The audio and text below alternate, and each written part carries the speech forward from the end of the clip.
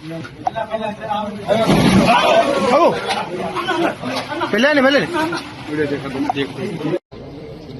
BRS ప్రభుత్వ హయాంలో నాణ్యత లేని కట్టడాలు, వాళ్ళ అధికార దుర్వినియోగము, వాళ్ళు అక్రమంగా సంపాదన చేసుకోవడానికి కట్టడాలు కడుతుందని చెప్పి మీ అనేక సందర్భాల్లో కాంగ్రెస్ పార్టీ పక్షాన ఆనాడు ఆరోపణలు చేసినాం. వేములవాడ పట్టణంలో ఏదైతే నిర్మిస్తున్న డబుల్ బెడ్రూమ్ కూడా నాణ్యత లేని కట్టడాలతో కడుతున్నారు.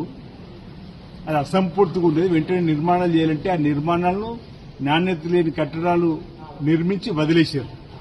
ఈరోజు ఇందిరమ్మ రాజ్యం వచ్చిన తర్వాత డబుల్ బెడ్రూమ్ని అందుబాటులోకి తీసుకుని రావాలని తిరిగి ప్రభుత్వం ద్వారా అట్టి దానికి టెండర్లు వేసి పనుల నిర్మాణం వేగవంతం చేసి ఆ డబుల్ బెడ్రూమ్లను ఈ ఇందిరమ్మ రాజ్యంలో లబ్ధిదారులకు అందజేయాలని చెప్పిన లక్ష్యంలో జిల్లా కలెక్టర్ గరిమా అగర్వాల్తో పాటు అధికారులు, ఆర్డినరీ అధికారులు, మున్సిపల్ అధికారులు అందరూ కూడా పరిశీలించడానికి వెళ్ళినాం.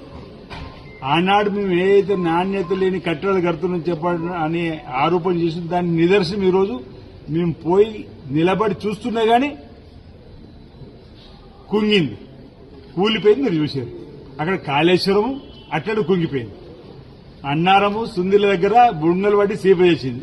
ఇది కేసీఆర్, కేటీఆర్ ఆనాటి బీఆర్ఎస్ పరిపాలన జరిగినటువంటి నిర్మాణాలు. ఇంకా భవిష్యత్తులో ఏమెక్కడెక్కడ ఏం జరుగుతుందో వాళ్ళ అక్రమార్జన కోసం నిర్మాణం చేసినటువంటి కట్టడాలు చెప్పని చూస్తే మేము అంటే ఆనాడు ఎక్కడైతే ఇప్పుడు బహుశా మీరు విజువల్స్ పాతవి చూస్తే నేను ప్రతిపక్ష నాయకుడిగా రేవంత్ రెడ్డి గారు పీసీసీ చేసినప్పుడు అనేక అక్రమ కట్టడాలపైన కానీ లేకపోతే నాణ్యతలను కట్టడానికి ధర్నాలు చేసినాం. ఇక్కడ కూడా మీరు ధర్నా చేసినవారు. బహుశా విజువల్ మీరు చూస్తే ఆనాటి విజువల్ కూడా దొరకవచ్చు. ఎక్కడైతే మేము నిలబడ్డ దగ్గర కుంగిపోయిందో అక్కడ కూడా మేము గతంలో ఇది నాణ్యతలను కట్టడం చెప్పినట్టు సందర్భం.